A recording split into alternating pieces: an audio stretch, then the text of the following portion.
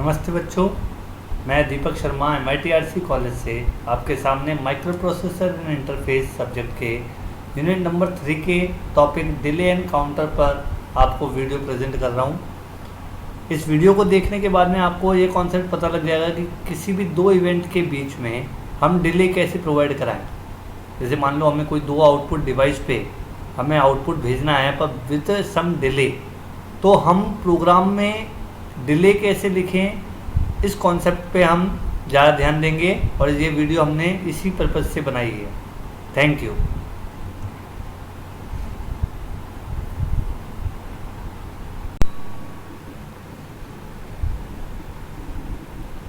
नमस्ते बच्चों, तो सेकंड यूनिट की प्रोग्रामिंग के बाद में आज हम चलते हैं डिले एंड काउंटर की प्रोग्रामिंग कैसे करते हैं, क्या होता है डिले और क्या होता है काउंटर्स। तो इसके लिए हमने सबसे पहले समझते हैं डिले क्या होता है। डिले हमारा नॉर्मली क्या है, दो इवेंट्स के बीच में कोई टाइम ड्यूरेशन प्रोवाइड कराना हमारा क्या कहलाता है, डिले कहलाता है। दो इवेंट्स के बीच में हमारा टाइम ड्यूरेशन प्रोवाइड कराना हमारा क्या कहलाता है, डिले। जैसे आपने देखा होगा ट्रैफिक लाइट पे ग्रीन होता है और रेड होती है, इन दोनों के बीच में कुछ ना कुछ क्या होता है, टाइम ड्यूरेशन होता है ग्रीन और रेड के बीच में। तो that process is called delay, कि हमने दो इवेंट्स के बीच में एक टाइम पीरियड प्रोवाइड करा दिया। मतलब सेकंड इवेंट जो है वो कुछ पर्टिकुलर टाइम के बाद होगी आपकी पहली इवेंट के बाद, ठीक है। मतलब सेकंड इवेंट आपकी पहली इवेंट के कुछ टाइम बाद होगी और इस टाइम को हम कहते हैं डिले। इस टाइम को हम क्या कहते हैं, डिले। तो माइक्रो प्रोसेसर में भी कभी कभी हमें ज़रूरत पड़ती है कि हम दो इवेंट्स के बीच में क्या प्रोवाइड कराएं, डिले। तो डिले बहुत जगह काम आती है, क्लॉक को सिमुलेट करने में, काउंटर्स में, एटसेट्रा में, ठीक है। तो हमने यहाँ देखा पहला इवेंट है, उसके बाद में हमने एक डिले नाम का सब रूटीन कॉल कर लिया जो ये डिले प्रोवाइड कराएगा और फिर सेकेंड इवेंट होगी, ठीक है। आप चाहो तो सब रूटीन की जगह डिले का खुद प्रोग्राम लिख दो तो आपका वही है। आप सब रूटीन के थ्रू भी डिले को कॉल करा सकते हो, आप प्रोग्राम भी लिख सकते हो। दोनों में अंतर क्या है, अगर आप प्रोग्राम लिखोगे तो आपको प्रोग्राम बार बार लिखना पड़ेगा, मेन प्रोग्राम में डिले का प्रोग्राम बार बार लिखना पड़ेगा। पर अगर आप डिले का सब रूटीन बना दोगे तो आपको केवल वो कॉल करना पड़ेगा। क्लियर हो गई बात, चलते हैं आगे। जब डिले का कोई सब रूटीन एग्जीक्यूट होता है तो माइक्रो प्रोसेसर उस दौरान और कोई टास्क नहीं करता है, मतलब वो कोई ऑपरेशन और नहीं करेगा, वो केवल डिले के सब रूटीन को ही एग्जीक्यूट करेगा। माइक्रो प्रोसेसर कोई और टास्क नहीं करेगा, केवल वो डिले के सब रूटीन को ही एग्जीक्यूट करेगा, ठीक है। अब डिले को कैसे दिया जाए, तो इसके लिए हम यूज करते हैं इंस्ट्रक्शन का एग्जीक्यूशन टाइम। एक इंस्ट्रक्शन कितनी देर में एग्जीक्यूट होता है, इस चीज का हम यूज करेंगे, राइट है। फिर हम देखेंगे कि कुछ इंस्ट्रक्शंस हमने लूप में लिख रखे हैं, मतलब बार बार रिपीट हो रहे हैं, तो उनका हम क्या करेंगे, टाइम निकालेंगे कि वो टोटल टाइम लूप में कितनी बार चले, तो वो टाइम हमारा डिले के इक्वल हो जाएगा, मतलब उससे डिले जनरेट हो जाएगा। समझ आ गया। मतलब एक इंस्ट्रक्शन का हमें टाइम निकालना आता है टी स्टेट से। ऐसे हमने क्या करा, एक लूप में बहुत सारे इंस्ट्रक्शंस लिख दिए और उन इंस्ट्रक्शंस का अपन ने टोटल टाइम निकाल लिया जो कि किसके इक्वल होगा, डिले के इक्वल होगा। क्लियर हो गई बात, चलते हैं नेक्स्ट स्लाइड पे। नेक्स्ट स्लाइड में ये है कि हम डिले कितने तरीके से दे सकते हैं। हम डिले दे सकते हैं बाय यूजिंग सॉफ्टवेयर प्रोग्रामिंग और by using interfacing chip. Interfacing chip हम बाद में पढ़ेंगे, दैट इज हार्डवेयर मेथड। और सॉफ्टवेयर प्रोग्रामिंग मतलब हम कोई इंस्ट्रक्शन लिखेंगे मेन प्रोग्राम में या सब रूटीन में, तो वो कहलाती है हमारी सॉफ्टवेयर प्रोग्रामिंग के थ्रू डिले, ठीक है। तो चलते हैं सॉफ्टवेयर प्रोग्रामिंग में डिले क्या होता है। हम जानते हैं कि हर इंस्ट्रक्शन क्या करता है, एक स्पेसिफिक टाइम लेता है। हर इंस्ट्रक्शन एक स्पेसिफिक टाइम लेता है। अब वो टाइम किसके हिसाब से लेता है, अकॉर्डिंग टू एड्रेसिंग मोड्स और टाइमिंग डायग्राम, कि उसमें मशीन साइकिल कितनी लग रही हैं, हर इंस्ट्रक्शन में कितनी मशीन साइकिल लग रही हैं, उस हिसाब से वो क्या लेता है, टाइम लेता है, राइट है।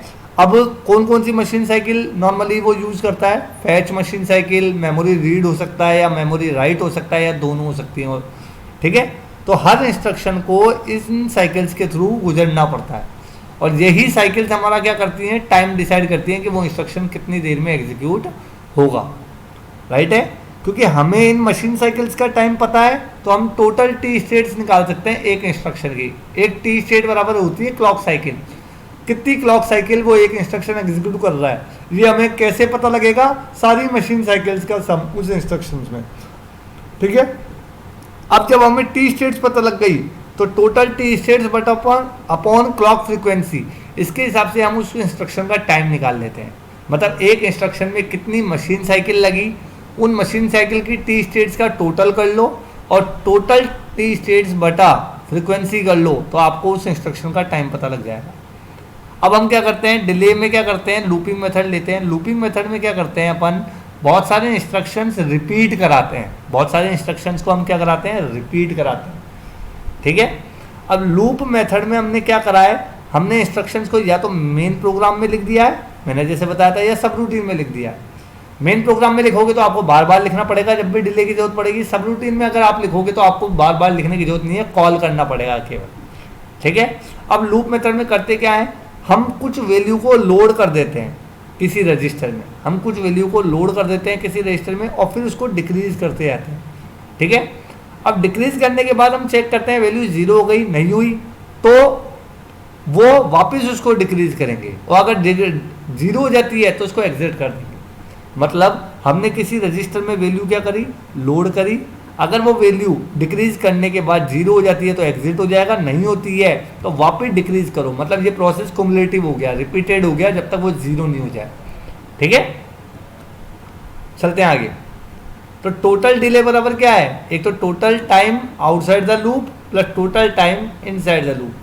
Total time outside the loop क्या होता है, वो टाइम जो लोडिंग में काम आया रजिस्टर्स को, जिससे कि लूप स्टार्ट होगा, वो टाइम जिससे कि लूप स्टार्ट होगा तो कितनी वैल्यू से स्टार्ट होगा, वो टाइम लोड करना, वो वैल्यू लोड करनी पड़ती है, तो उसमें जितना टाइम लगेगा वो कहलाती है टाइम आउटसाइड द लूप। ठीक है, तो जो इनिशियलाइज रजिस्टर करने में जो टाइम लगता है उसको हम क्या कहते हैं, तो टाइम आउटसाइड द लूप। फिर हम उसको क्या करते हैं, लूप में लगाते हैं। ये हमारा क्या है, लूप है, देखिए ये लूप है हमारा, इसमें जितना टाइम लग रहा है इसको हम कहते हैं total time inside the loop. इसमें क्या करते हैं, हम जो वैल्यू लोड करी थी उसको डिक्रीमेंट कराते हैं, फिर कंडीशन चेक करते हैं, कंडीशन 0 हो जाती है तो ठीक है आगे निकल जाए, कंडीशन 0 नहीं हुई तो ये वापस रिपीट करे।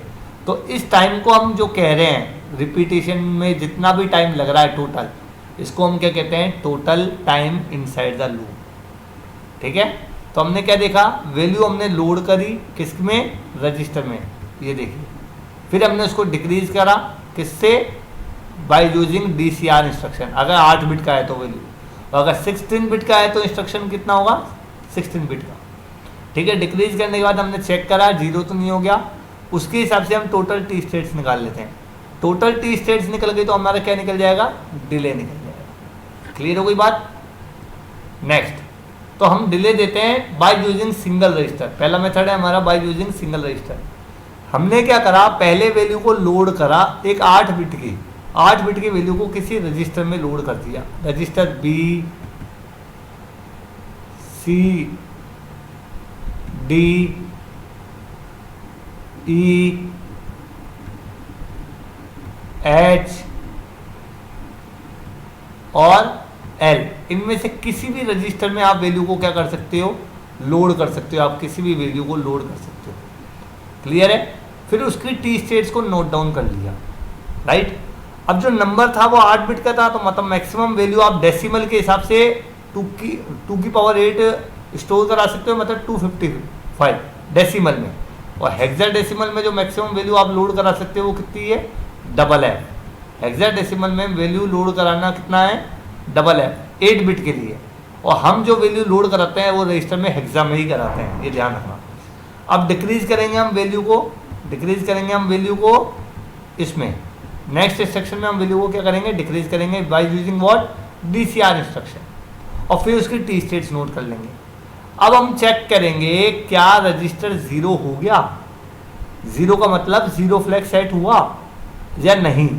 अगर वो 0 नहीं होता है तो वो जंप कर जाएगा वापस डिक्रीज पे, ठीक है। और अगर वो 0 हो जाता है तो वो एग्जिट हो जाएगा। तो ऐसे करके हमने इसकी टी स्टेट्स नोट कर ली, राइट है। अब कैलकुलेट करेंगे कितनी बार तो DCR इंस्ट्रक्शन चला, मतलब कितनी बार DCR इंस्ट्रक्शन एग्जीक्यूट हुआ, क्योंकि 0 तो हुआ ही नहीं, वैल्यू 0 नहीं हुई तो वो बार बार एग्जीक्यूट हो रहा है। कितनी बार जे एन जेड एग्जीक्यूट हुआ, इन दोनों को टोटल टी स्टेट्स को हम कैलकुलेट कर लेते हैं। ये कहलाती है लूप की टी स्टेट्स। अब ध्यान रखना ट्रू कंडीशन हो रही है था, जब कंडीशन क्या हो रही है ट्रू, मतलब कंडीशन ट्रू हो रही है, मतलब जे एन जेड की कंडीशन क्या हो रही है ट्रू हो रही है, तो हम कैलकुलेट कर लेंगे। और टोटल डिले बराबर क्या होता है, पहली स्टेट की टी स्टेट्स, पहली स्टेट में कितनी क्लॉक साइकिल ली, फिर एन यहाँ पे क्या है डेसिमल वैल्यू है 8 बिट की, into T states of DCR मतलब डिक्रीमेंट की टी स्टेट्स कितनी लगी थी, फिर T states of J N Z true condition में T states of J N Z लगती है 10।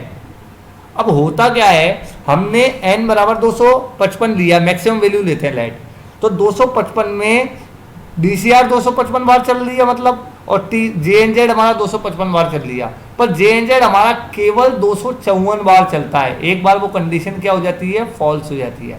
मतलब कोई वैल्यू अगर लोड है, कोई वैल्यू अगर रजिस्टर में लोड है, तो उसका उस वैल्यू के इक्वल तो वो डीसीआर चलेगा, पर उस वैल्यू से एक घटा के जे एन जेड चलता है, ध्यान रखना। तो हमने यहाँ पे देखो n 255 लिया, सपोज करो मैक्सिमम वैल्यू ले रहा हूँ, तो डीसीआर n बार चला और जे एन जेड भी n बार चला, पर हमने जे एन जेड को 10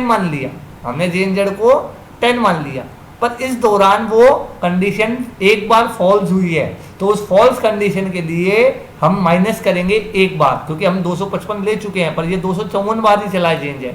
तो फॉल्स कंडीशन के लिए हम क्या करेंगे, T states of J N Z जो कितनी होती है 7, अगर फॉल्स हुआ है तो हमने क्या करा, टोटल टी स्टेट निकाली, T states of DCR plus T states of J N Z. इस दौरान जब ये राइट है तब टी स्टेट 10 है, और जब ये फॉल्स है तो टी स्टेट 7 है। क्लियर हो गई। नेक्स्ट जैसे एग्जांपल लेते हैं हम, एमबीआई बी में 7D लिया, 7D का मतलब है इसका डेसिमल नंबर 125 है। क्लियर है। अब इसकी टी स्टेट्स नॉर्मली कितनी होती है, अगर हम देखें टाइमिंग डायग्राम में तो 7 होती है, 4 तो ऑपकोड की और 3 मेमोरी रीड की, 7 हो गई। डीसीआर भी ये केवल एक ऑपकोड है, तो इसकी टी स्टेट कितनी होंगी 4। जे एन जेड लूप इसकी टी स्टेट होती है हमारी 10/7, 10/7 मतलब जब ट्रू हो कंडीशन तो 10 और जब फॉल्स हो तो कंडीशन 7। अब हम देखते हैं delay outside loop, delay outside loop कितना लगा, डिले आउटसाइड लूप लगा total T states up into time, time क्या होता है 1/3 क्योंकि 3 मेगाहर्ट्ज की क्लॉक है, और माइक्रो सेकंड्स में आएगा क्योंकि ये मेगा है, तो मेगा का 1 अपॉन करेंगे तो माइक्रो आएगा। क्लियर है। अब क्लॉक 3 मेगाहर्ट्ज की थी, डिले अगर हम लूप के अंदर देखें तो कितना हो गया n कितना है हमारा डेसिमल में 125 इंटू टोटल टी स्टेट देखो कितनी है, अगर लूप में देखें तो 10 + 4 14, मतलब 14 बार चल रही है, मतलब 14 टी स्टेट्स कितनी बार चल रही हैं 125 बार चल रही हैं। 14 टी स्टेट्स कितनी बार चल रही हैं 125 बार, पर मैंने क्या बताया कंडीशन एक बार फॉल्स हुई है तो -7 करनी पड़ेंगी, -7 करनी पड़ेंगी, तो टोटल टाइम आ जाएगा हमारा इंटू 1/3 से करने के बाद। तो हम इक्वेशन 1 का टाइम नोट कर लेंगे, इक्वेशन 2 का टाइम नोट कर लेंगे, तो टोटल डिले आ जाएगा। हमने 14 क्यों लिए हैं, 14 इसलिए लिए हैं क्योंकि 4 तो किसकी डीसीआर की और 10 किसकी जे एन जेड की, जब कंडीशन ट्रू है, और फॉल्स होगी तो जे एन जेड कितनी लेगा केवल 7। क्लियर है। नेक्स्ट, अब हम अगर वैल्यू को जैसे मान लो हमको वैल्यू नहीं दे, हमको डिले की वैल्यू दे दे, हमको लोडेड वैल्यू नहीं दे, तो कैसे निकालेंगे। डिले उसने दे दी 8, तो हमने वैल्यू लोड कर ली, सपोज करो x का जो डेसिमल नंबर है वो है p, ठीक है। इंस्ट्रक्शंस हमने वही लिखे, टी स्टेट सेम रहेंगी। क्लियर है। अब हमारा जो पहली साइकिल का डिले है वो तो हो गया 7 स्टार 1/3।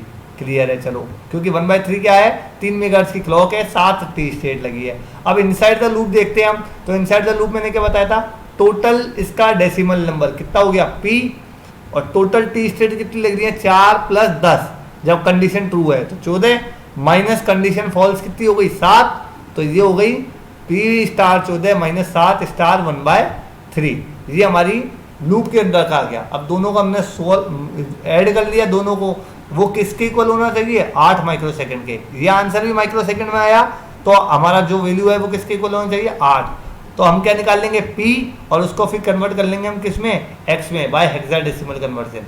मतलब p को हेक्सा में कन्वर्ट करके हमको ये वैल्यू पता लग जाएगी कि 8 माइक्रो सेकंड के लिए हमें वो इसमें कितना स्टोर कराना पड़ेगा b में।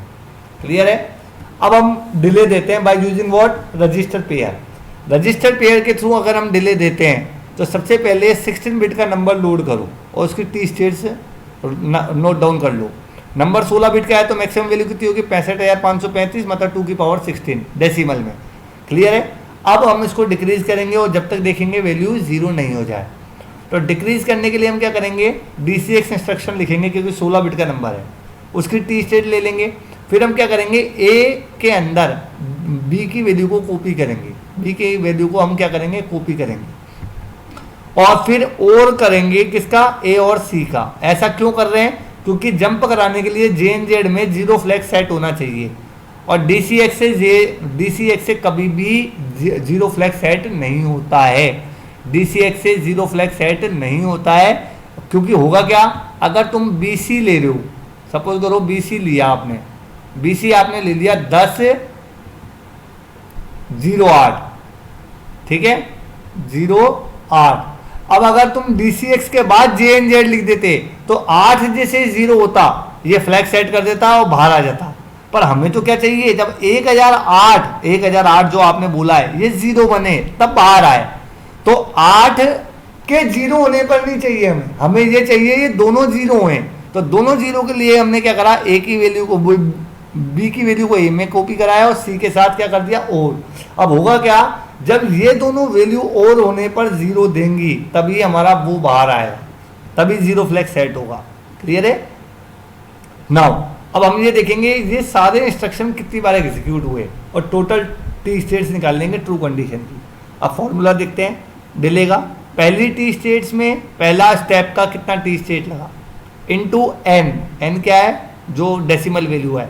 टी स्टेट्स ऑफ DCX की कितनी टी स्टेट ली, मूव की कितनी ली और ओरा की कितनी ली और JNZ की कितनी ली। ये तो n से मल्टीप्लाई हो गया। फिर मैंने बताया था एक बार कंडीशन फॉल्स होगी तो -1 T states of JNZ false condition में। क्लियर है। इनटू क्लॉक साइकिल से मल्टीप्लाई कर देंगे टोटल टी स्टेट्स को, हमें पता लग जाएगा delay using register pair. Example देखते हैं, जैसे हमने FF लोड कर रखा तो इसका नंबर कितना होगा डेसिमल इक्विवेलेंट 65,535।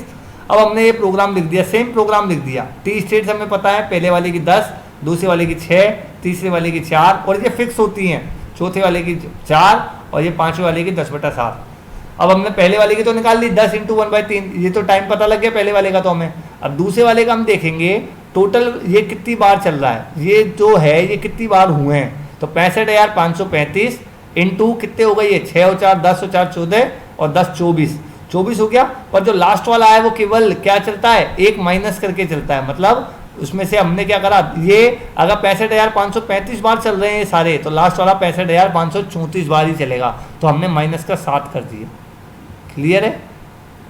इंटू 1/3, इंटू क्या है 1/3। क्लियर हो गई बात। अब टोटल डिले कितना हो गया हमारा, टोटल डिले हो गया माइनस का 7 प्लस का क्या है, माइनस का 10 प्लस का 7, ये हमारा आएगा 65,533 में से माइनस का 10 करेंगे और प्लस का क्या करेंगे 7, क्योंकि कंडीशन फॉल्स हुई है। क्लियर है। माइनस का 10 क्यों करा, क्योंकि हमने क्या करा था, टोटल बार क्या मान लिया था, हमने एग्जीक्यूट मान लिया था।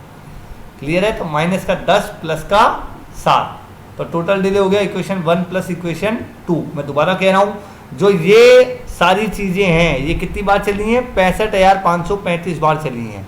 पर जब कंडीशन ट्रू हो तो 65,535 24 टी स्टेट्स हो रही हैं, पर 24 में से ये लास्ट वाला केवल 65,534 चलता है। तो हमने क्या करा, माइनस का तो पहले 10 कर दिया, 1 घटा दिया और 7 जब कंडीशन फॉल्स होती है वो हमने प्लस कर दिया, तो ये हो गया माइनस का 3।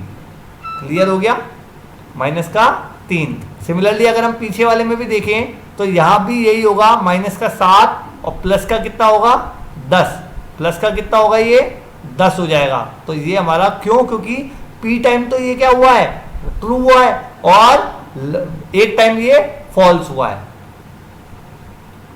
क्लियर है।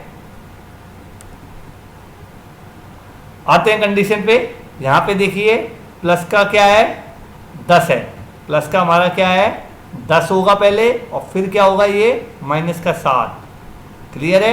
तो हम देखते हैं ये क्या हो गया LXI, वो अगर हमने एक हेक्साडेसिमल वैल्यू क्या कर ली, स्टोर कर ली किसमें, इसमें।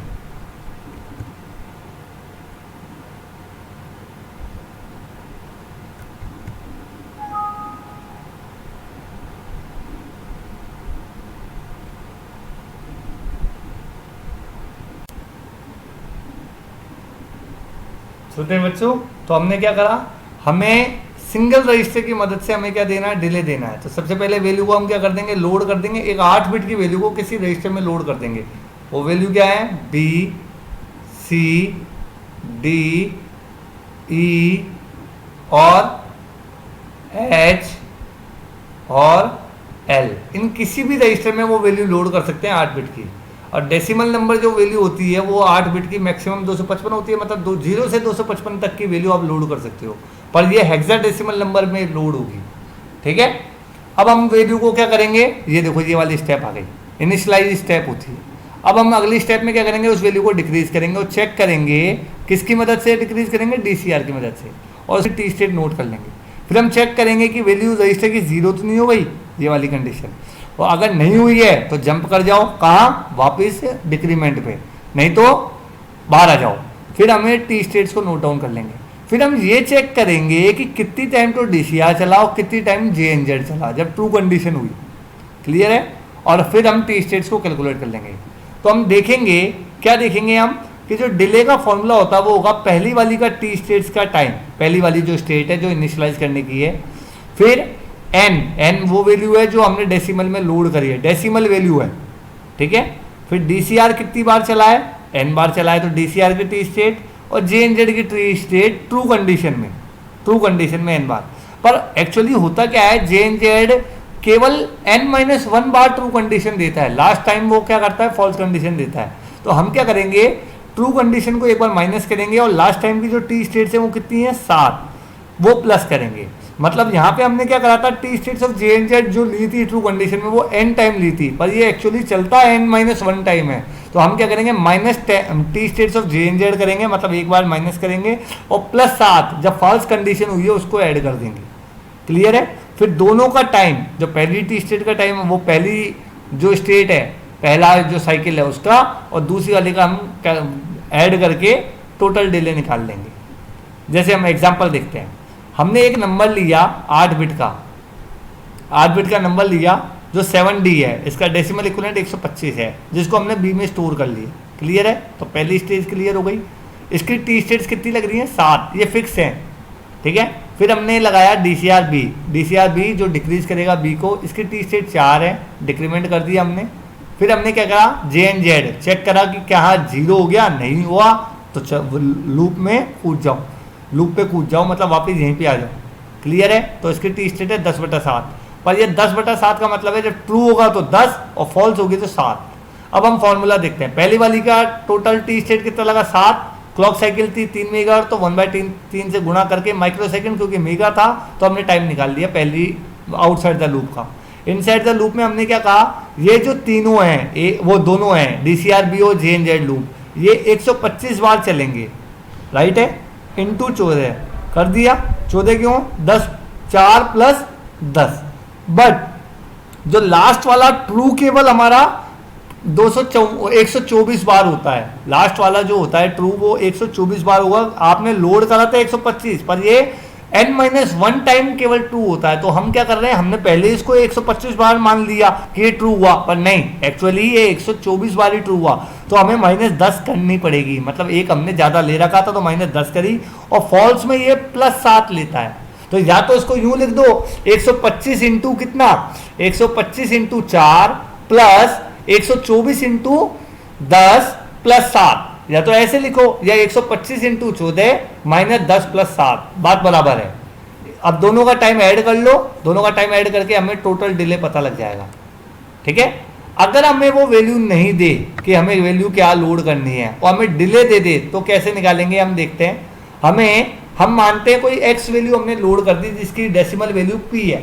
ठीक है, प्रोग्राम आपका बिल्कुल वही है कि आपने MVI B में x लोड कर दिया, DCR B फिर डिक्रीज करा और चेक करा कि 0 हो गया, नहीं हुआ तो वापस क्या कर दिया आपने, लूप पे कूदा दिया। तो टोटल अब देखते हैं टाइम। तो पहली वाली ने 7 टी स्टेट ली है, तो इसका टाइम हो गया 7 × 1/3, अच्छी बात है। जो दूसरी वाली और तीसरी वाली है, ये कितने टाइम चलेगी, p टाइम, क्योंकि डेसिमल वैल्यू लेते हैं, p टाइम चलेगी। Right, p time into total T state कितनी हो गई अभी इस दौरान, 24, 10 + 4, 14 हो गई। बट जो लास्ट वाली कंडीशन है वो p माइनस 1 टाइम ही कंडीशन ट्रू हो रही है, एक बार वो फॉल्स हो रही है। तो हम क्या करेंगे, जो हम तो p बार ले चुके हैं पर लास्ट वाली तो p माइनस 1 बार ही हुई है, तो माइनस का 10 करेंगे और जो फॉल्स कंडीशन थी उसमें प्लस 7 करेंगे। ये डिले पता लग गया। अब इन दोनों को हम ऐड कर देंगे। ऐड करने के बाद में हम क्या करेंगे, इक्वल टू कितना लेकर देंगे 8, और जो वैल्यू आएगी p की उसको कन्वर्ट कर लेंगे हम किस में, x में। ठीक है, अब रजिस्टर पेयर में आते हैं। रजिस्टर पेयर में भी हमने क्या कहा, अब की बार हम 16 बिट का नंबर स्टोर करेंगे। 16 बिट के नंबर को स्टोर करके जो टोटल कॉम्बिनेशन मिलते हैं वो 65,535, मतलब मैक्सिमम वैल्यू कितनी हो सकती है 65,535। फिर हम उस वैल्यू को डिक्रीज करेंगे by using what, DCX, by using what, DCX instruction.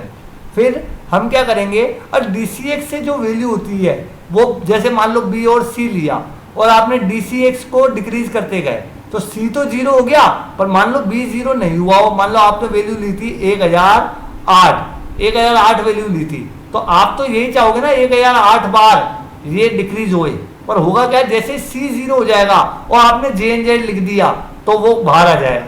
हम ये चाहते हैं कि जब दोनों 0 हो तो ही बाहर आए। तो ऐसा करने के लिए हमने क्या करा, हमने A की वैल्यू B की वैल्यू को A में रख दिया, B की वैल्यू को A में रख के C के साथ और करा दिया। अब ये और हमें 0 0 तभी देगा जब B और C दोनों 0 हो जाएंगे। और के कारण, और इनके कारण ही BC क्या होगा, 0000 होगा, नहीं तो नहीं होगा। और ये तब होगा जब हमारा C और B दोनों 0 हो जाए, तभी और 0 होता है। मतलब C और B 0 हो जाए तभी हमारा और 0 होगा, और तभी हमारा जो है जंप इंस्ट्रक्शन एग्जीक्यूट होगा। अगर आपने DCX के बाद ही जंप करा दिया तो दिक्कत ये हो जाएगी, C के 0 होते ही वो बाहर आ जाएगा। जबकि हम क्या चाहते हैं कि B और C दोनों 0 होए तो ही बाहर आए। तो B और C दोनों 0 कैसे चेक करेंगे हम, क्योंकि C तो एक बार 0 हो रहा है, तो हम क्या कर रहे हैं, B की वैल्यू को A में रख रहे हैं और C के साथ उसको और करा रहे हैं। और करने के बाद फिर हम चेक कर रहे हैं कि 0 फ्लैग सेट हुआ है नहीं हुआ है। और करने के बाद, तो और करने के बाद 0 फ्लैग तभी सेट होगा जब B और C दोनों 0 हो जाए। क्लियर है। अब हम डिले देखते हैं। डिले क्या है, पहली का T स्टेट्स, फिर N डेसिमल वैल्यू किसकी, DCX की, फिर मूव A, B की और ओरा C की, प्लस JNZ की जो कि 10 होती है, minus T state of JNZ। मैंने अभी बताया था जो N है तो N टाइम नहीं चलता JNZ, N माइनस 1 टाइम चलता है JNZ। और लास्ट टाइम तो हमने तो यहाँ तो N टाइम कर लिया JNZ, तो हमें माइनस का 10 करना पड़ेगा। और लास्ट टाइम जो कंडीशन होती है फॉल्स होती है तो उसमें प्लस का 7 करना पड़ता है। क्लियर है। जैसे कि हम यहाँ देखते हैं, हम यहाँ देखते हैं कि क्या हुआ है, हमने डबल एफ लोड कर दिया, मतलब 65,535 लोड कर दिया, DCR B, move A, B, aura C, और यहाँ पे फिर 0 फ्लैग सेट होगा तो JNZ लूप, अगर 0 हो जाता है तो हम टोटल करेंगे। तो पहली वाली का टाइम तो हमें लग गया 10 × 1/3 क्योंकि 10 T स्टेट्स है। दूसरी वाली का टाइम हम कैसे निकालेंगे, 65,535 टाइम है और टोटल करते हैं हम 6 4 4 10, टोटल हो गया 24। ठीक है, तो 65,535 × 24, पर लास्ट वाली केवल कितनी बार चल रही है, 65,534 बार चल रही है, तो माइनस का 10 कर दिया। और जब लास्ट टाइम वो कंडीशन फॉल्स हुई थी तो वो प्लस का 7 मानती है, इंटू 1/3। टोटल टाइम, हम टोटल लूप के अंदर का डिले इससे निकल गया, बाहर का इससे, दोनों को सम कर दो तो टोटल डिले आ जाएगा। क्लियर है।